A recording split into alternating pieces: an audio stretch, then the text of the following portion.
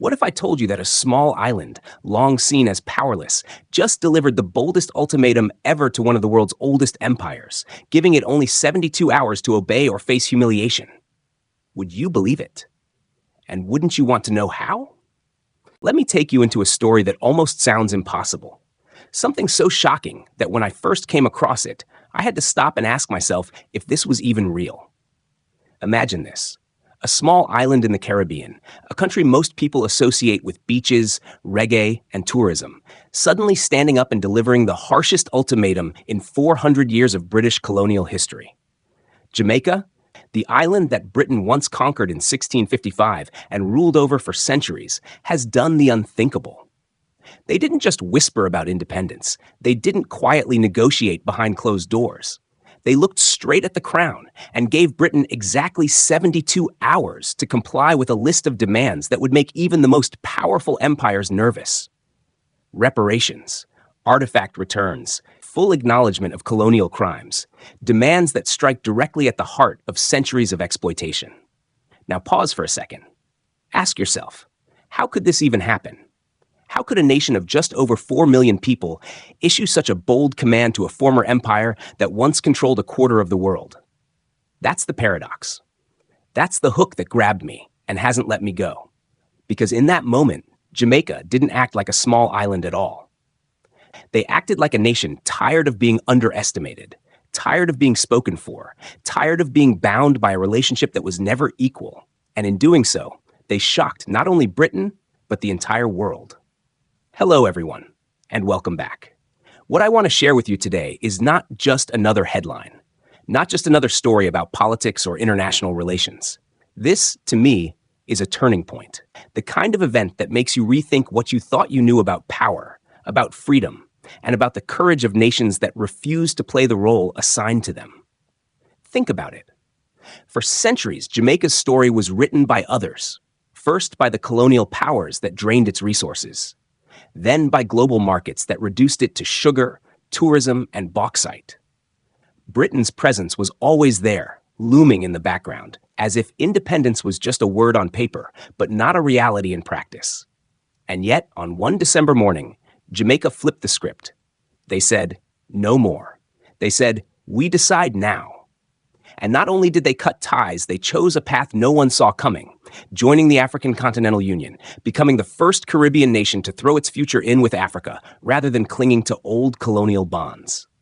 This is where the story gets even more mysterious, even more fascinating. Because if you're like me, your first thought might be, why Africa? Why not align with the United States, or China, or the European Union? The answer, I believe, is where the depth of this story lies. It wasn't just about economics, although the economics are staggering. It wasn't just about politics, although the politics are groundbreaking. It was about dignity. It was about identity. It was about Jamaica saying, we are not just survivors of colonialism. We are inheritors of an African legacy, and we are choosing to honor that. And this is what makes me stop and stare at the enormity of the decision. Because let's be honest, most people never expected Jamaica to have this kind of leverage. They never expected this tiny island to pull off negotiations so secret, so bold, that even British intelligence had no idea until the announcement was already made. And yet, that's exactly what happened. Think about the symbolism here. Britain, the empire that once watched over every move of its colonies, caught off guard, blindsided, forced to watch as one of its oldest territories walks away without hesitation. When I think about this, I can't help but feel that we're standing at the edge of something bigger, because history has a way of surprising us. Revolutions don't always start with the powerful. They often start with the overlooked, the underestimated. And that's why this story matters so much. Jamaica's choice is not just about their own future. It's a signal, a spark, the beginning of something that could ripple across the Caribbean, across Africa, and perhaps even further. But here's the question I want you to sit with. Is this the beginning of a new chapter in global power, or just a bold move that will fade away once the headlines die down? That's what we're going to dig into together. I'll walk you through the hidden negotiations, the incredible secrecy, the list of demands that Britain never thought it would see, and the reasons why Jamaica's decision might change the balance of power for decades to come. So before we dive deeper into this extraordinary story, I want to ask you to subscribe to the channel. Your support gives me the motivation to keep unpacking these complex, fascinating stories and to bring you perspectives you won't find anywhere else. Trust me, what comes next in this story is something you don't want to miss. When a nation makes a choice that seems to defy common sense, I think it's worth pausing and asking why. That's exactly how I felt when I looked at Jamaica's decision to walk away from Britain and align itself with Africa. On the surface, the headlines told a dramatic story. Jamaica is gone from the Commonwealth. 4.3 million citizens are no longer subjects under the symbolic shadow of the British Crown, and a bold ultimatum has shaken London. But if we stop there, we miss the deeper meaning. Because in my view, this wasn't simply about leaving Britain. It was about choosing something that most of the world didn't expect, an entirely different direction, one that forces us to rethink what independence actually means in the 21st century. What caught my attention was how fast the narrative shifted. News outlets framed it as a shocking break. But to me, the real story lies in the way Jamaica framed its departure. They didn't just exit quietly. They demanded acknowledgement, reparations, and justice. They set conditions and they put a timer on it. That's not the language of dependency. That's the language of dignity. And that's why I see this moment less as a separation and more as a rebirth. It's easy to say that Jamaica cut ties with Britain, but what struck me was where they chose to go next. They didn't simply drift into isolation. They stepped directly into the arms of Africa. And that choice, more than anything else, reveals what this decision is truly about. It's about identity. It's about reclaiming a story that had been interrupted for centuries.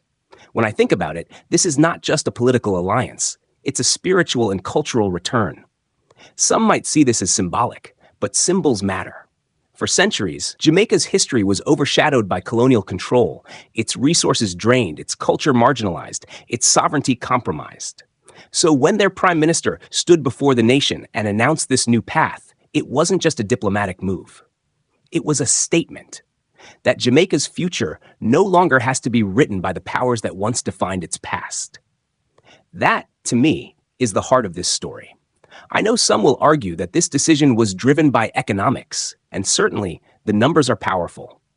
Access to a multi-trillion-dollar market, new investments, and citizenship rights that open doors across an entire continent.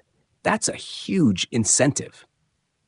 But I think if we stop at the economics, we miss what makes this moment extraordinary. Because Jamaica could have chased opportunity anywhere. They could have sought stronger ties with the United States. They could have deepened their connections with Europe. They could have leaned into China's growing presence in global trade. Instead, they chose Africa. And that choice wasn't just about opportunity. It was about recognition. Recognition that the descendants of those who were once torn from their homes now have a chance to shape a future in partnership with the very continent that carries their roots. This is why I see Jamaica's decision as a kind of mirror. It forces us to look at how nations define themselves when they are no longer willing to accept the roles assigned to them. In the old order, small nations were expected to stay small, to remain in line, to be grateful for whatever support was given. Jamaica shattered that expectation. And by doing so, they opened a door for others who may be asking the same questions. Who really benefits from these old ties? What does loyalty to a former empire actually provide? And is there another way forward? The most fascinating part for me is that Jamaica has chosen to answer those questions by looking not outward to the established powers of today, but inward to a connection that had been broken. It feels almost like a story of rediscovery, of finding value not in being attached to a fading empire, but in creating something new alongside partners who understand the experience of exploitation and the desire for dignity. I can't shake the thought that this is bigger than one island's decision. It feels like a test case for something larger. Can nations truly rewrite their future by stepping outside the paths that seemed predetermined? Can they find strength not in being protected by the powerful, but by standing alongside those who share their scars and their dreams? Jamaica seems to believe the answer is yes. And that's why this choice matters, not only for them, but for every country still caught in the shadow of its colonial past. In the end, What Jamaica did wasn't just to leave. They redefined what it means to choose. And by choosing Africa, they reminded the world that independence isn't just the absence of control. It's the presence of identity, of dignity, and of the courage to imagine a future that doesn't have to look like the past. That, to me, is why this story will be remembered far beyond the borders of Jamaica, and why it may echo much louder than anyone expected. If you want to understand the weight of this moment, you have to picture it not as a line in a news report, but as a living, breathing scene. I imagine Kingston on that December day, the kind of day that starts with the energy of Christmas, but quickly transforms into something no Jamaican had ever witnessed before. The National Arena is full to the brim, every seat taken, thousands more pressed together outside just to feel like they were part of history. The air is heavy with anticipation. People are singing, waving flags, holding their children on their shoulders so they can remember where they were when it all changed. Then the Prime Minister steps up to the podium. His voice doesn't shake. It doesn't hesitate. For 47 minutes, he tells the nation that 4 centuries of ties are being cut and a new chapter is beginning. What strikes me most in imagining that moment is the mix of celebration and disbelief. On the one hand, the crowd is roaring, clapping, breaking into chants every few minutes. On the other, you can see in their faces the raw weight of what's being said, that their country, long tied to Britain's shadow, is taking its first independent breath. There's a kind of silence underneath the noise, a collective awareness that something irreversible has just been set in motion. You can almost feel the pulse of the island shift. But this wasn't just about a speech. It was about the way the story was told through the rhythm of the day itself. Picture the timing. Christmas morning, a day already filled with meaning for so many Jamaicans, chosen intentionally to symbolize rebirth and new beginnings. It's as if the message was, we're not just leaving something behind, we're being born again. That symbolism, tied to faith, culture, and tradition, gave the announcement a resonance that went beyond politics. It touched people in their hearts as much as in their minds. At the same time, the streets outside were alive with music and color. Bands playing reggae, drummers pounding rhythms that echoed with African influence, dancers moving in the heat of the moment. It wasn't staged. It was spontaneous. People grabbed whatever they had, pots, pans, horns, and turned the entire city into one massive celebration. It wasn't about policy details or economic projections. It was about pride. It was about finally feeling like their voices mattered, like their island had stood up and said, "We are enough." And then there's the presence that made this whole shift possible. Ibrahim Traoré. Unlike the distant image of politicians behind desks, he had spent the past months walking through neighborhoods, shaking hands, sitting in churches, listening at community meetings. I try to picture that. A leader from across the ocean, standing not in a government office, but in a crowded hall where the walls are peeling, where the fans barely keep the heat away, yet staying for hours just to hear what people think. That kind of attention is rare, and Jamaicans noticed it. They noticed that he didn't come with the air of someone offering charity or dictating terms. He came with the curiosity of someone who wanted to understand, and that's what made his presence powerful. In stories told by people who saw him, he wasn't just there to give speeches. He went into the poorest areas of Kingston, where families struggle with unemployment and young people often dream of leaving for better opportunities abroad. Instead of lecturing, he asked questions. What do you need? What are you missing? What would give you hope? That approach built trust in ways that no document or agreement could. It was personal. It was human. Cultural exchanges amplified this connection. African artists, musicians, and scholars visited Jamaica not just to perform, but to collaborate. They brought drums and dances, shared food and stories, and in doing so, reminded Jamaicans of a heritage that colonial history had tried to bury. Meanwhile, Jamaican musicians and writers were welcomed in Africa, creating a two-way exchange that felt less like politics and more like family reconnecting after centuries apart. This wasn't just diplomacy. It was restoration. It was healing. The image that stays with me most is of ordinary Jamaicans, not politicians, carrying African flags alongside their own, blending symbols into something new. To them, this wasn't about choosing one identity over another, but about weaving the two together. Caribbean and African, island and continent, separated by history but reunited by choice. The ceremony and the celebrations that followed captured that perfectly. And perhaps the most powerful part of the day wasn't even what was said on stage, but what it meant for the future. For the young people in the crowd, the ones who had grown up believing that their best chance was to leave the island and start somewhere else, this was a message that maybe they didn't have to go. Maybe opportunity was coming to them. Maybe, for the first time in generations, Jamaica's children could dream about building a life at home without feeling trapped. That, to me, is what made the day unforgettable. Not the headlines, not the political maneuvering, but the story told through the sights and sounds of a nation reclaiming itself. The chants, the drums, the speeches, the flags, all woven together into a narrative that says, Jamaica has stepped into a new identity. And whether the world was ready or not, the island had declared itself reborn. What really fascinates me about this entire story is not just the celebrations, not just the symbolism, but the deeper tension that lies underneath. Because once the music fades and the flags are folded away, there is a harder question. Why did this happen now? And what does it reveal about the world we live in? For decades, the British Commonwealth has been portrayed as ceremonial, a sort of polite club held together by tradition and nostalgia. But Jamaica's decision ripped the curtain away and showed something uncomfortable. Beneath the surface, there are still deep economic ties and very real benefits for Britain. Benefits that may never have been fully acknowledged until the risk of losing them became undeniable. I think this is where the story takes on a sharper edge. For years, Jamaica and other Caribbean nations were told that these relationships were symbolic, friendly, harmless. Yet the moment Jamaica threatened to walk away, London reacted with panic.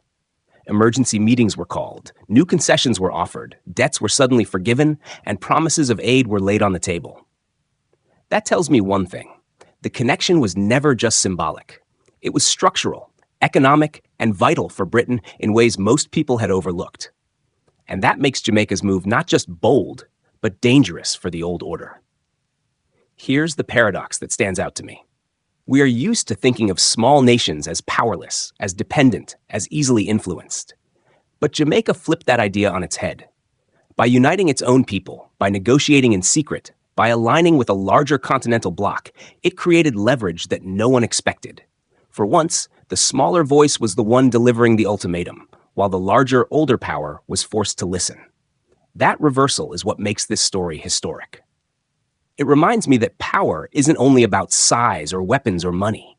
Sometimes it's about timing, about courage, and about the willingness to demand what others said you could never ask for.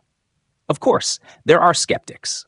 Some say this was reckless, that Jamaica has put itself in a risky position, that the promises of Africa may not live up to the hopes. Those doubts are real, and they cannot be dismissed.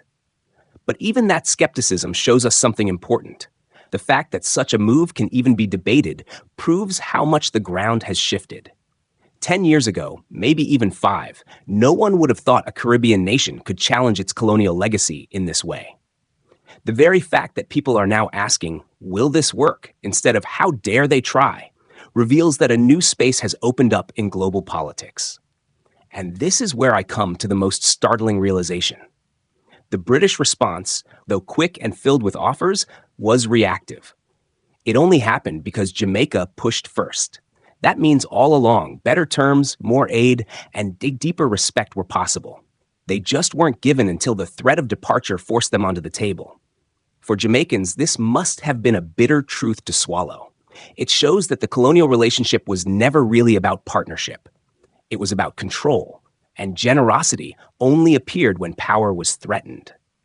That truth, more than any speech, explains why Jamaica refused to back down even when London tried to bargain. When I think about it this way, the story becomes less about one island and more about the questions it raises for the whole world.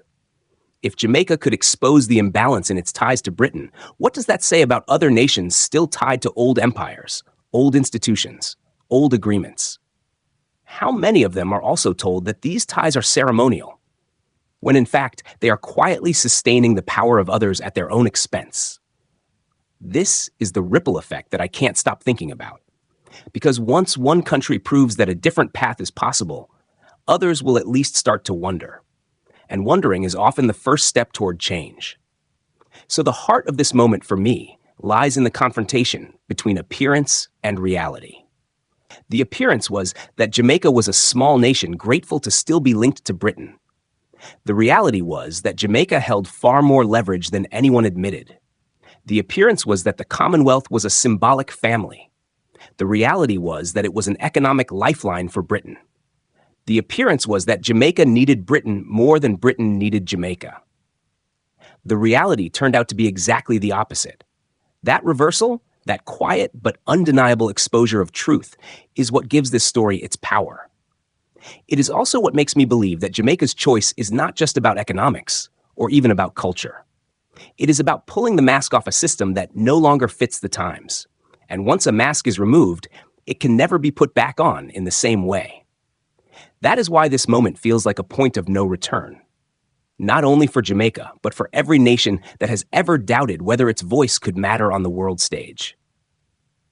What I find most powerful about this story is not just the boldness of the act, but the way it pushes us to think about what comes next. Because if Jamaica could do this, if they could break free from 4 centuries of ties, if they could choose to stand with Africa instead of Europe, what does that mean for the rest of the world? That question lingers in my mind, and I suspect it will linger in the minds of leaders and citizens far beyond the Caribbean. To me, the climax of this story is not only the ultimatum or the speech. The climax is the realization that history is not fixed.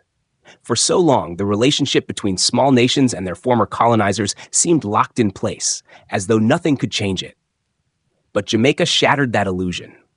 And in doing so, they revealed something shocking: that the power of tradition and the weight of empire can vanish in an instant when a people decide they are no longer willing to carry it. That, to me, is the most extraordinary truth of all. Think about the timing. On Christmas Day, a holiday of renewal and hope, Jamaica announced its rebirth. 4.3 million citizens became part of a new community, a continental union that promised not only opportunity but recognition. The symbolism was undeniable. It was as if they were saying, "We are giving ourselves the gift of dignity." That choice resonates far beyond economics or politics. It speaks to the human longing to be seen and respected. It speaks to the power of reclaiming a voice that has been silenced for too long. And when I look at the ripple effects, I can't help but feel that we are standing at the edge of something much larger. Britain's scramble to respond, the offers of aid and forgiveness that came too late, exposed how much value they still place on these old ties. If one island could trigger that level of panic, what would happen if others followed? What would happen if a chain reaction began? If one by one the Caribbean nations decided they too had nothing to lose by demanding dignity over dependency? The possibility is real, and it is exactly that possibility that makes this story so significant. Of course, none of this is guaranteed.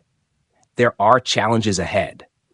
Questions about whether promises will be kept, whether the path Jamaica has chosen will deliver what people hope. But even acknowledging that, the fact remains: Jamaica has altered the landscape. They have changed what is possible. And once something is proven possible, it can never again be called impossible. For me, the deeper shock is that the very act of choosing Africa over Britain redefines the narrative of global power. For centuries, Europe was the magnet that drew nations into its orbit. America and China became the new poles of attraction in modern times. But now we see a small island nation looking not outward to those traditional centers, but across the ocean to a continent that has long been dismissed by the West as a place of need rather than of partnership. That shift in perspective alone is revolutionary. It suggests that identity and history can be just as powerful as money and weapons in shaping decisions. I keep coming back to the image of young Jamaicans in the crowd that day. Many of them have grown up believing that the only way to succeed was to leave, to migrate, to work abroad, to find opportunity far from home. For them, this new partnership offers something different. The idea that opportunity might finally come to them, that their homeland could become a place to stay and build rather than a place to escape. That possibility carries more weight than any financial agreement. It touches the heart. It restores hope. And so I see the true climax of this story, not in the demands, not in the politics, but in the hope that it unleashed. Because once people believe their lives can change, once they believe their nation has a future beyond dependency, that belief becomes unstoppable. It spreads, it grows, and it fuels the courage to keep moving forward, even when the path is uncertain. Which leads me to the biggest question of all, the one I want to leave you with. If Jamaica can do this, who will be next? Will other Caribbean nations look at this and say, why not us? Will countries in other regions, still living under the weight of old agreements, begin to wonder if they too could choose a different future? I don't have the answer, but I believe the question itself is powerful. That's why I see Jamaica's decision not as an ending, but as a beginning of a conversation about dignity, identity, and the right of nations to choose partners who see them as equals. A beginning of a shift that could reach far beyond one island and one continent. And maybe, just maybe, a beginning of a new world where even the smallest voices can be the ones that change everything. When I look back at everything we've just explored, I realize Jamaica's decision was not only about politics or economics, it was about something much deeper. It was about a nation reclaiming its right to define its own future. For over 400 years, Jamaica's story was entangled in a web of colonial ties, debts, and inherited relationships that often benefited others more than themselves. But in one bold move, they proved that history does not have to determine destiny. By stepping into a new partnership with Africa, they turned what many thought was impossible into reality. They showed that even a small nation, when united and clear in its purpose, can shake the foundations of long-standing power structures and inspire others to reconsider their own place in the world. For me personally, the lesson here is powerful. It reminds me that dignity and identity are not luxuries. They are essentials. When you choose dignity, you choose not to settle for less than what you deserve. When you honor identity, you strengthen the roots that give you direction and stability. Applied to everyday life, this means we too can learn from Jamaica's boldness. Sometimes we accept situations, whether in our jobs, relationships, or communities, simply because it's always been that way. We tell ourselves we are too small to make a difference, too dependent to demand better. But Jamaica's story proves that change begins when we dare to question those assumptions. The courage to say enough, the willingness to imagine something new, and the commitment to act even when the outcome is uncertain, those are the steps that can lead to real transformation. So I want to leave you with this thought. If one small island can rewrite its story against the odds, what story in your own life is waiting to be rewritten? What situation could change if you approached it with courage, dignity, and a refusal to accept less than your worth? I'd love to hear your perspective. What is the biggest lesson you personally take away from Jamaica's decision to break free and choose a new path? Please feel free to share your thoughts in the comments so others can learn from your viewpoint as well. And if you found value in this discussion, don't forget to subscribe to the channel. It's your support that keeps me motivated to create more meaningful content for you.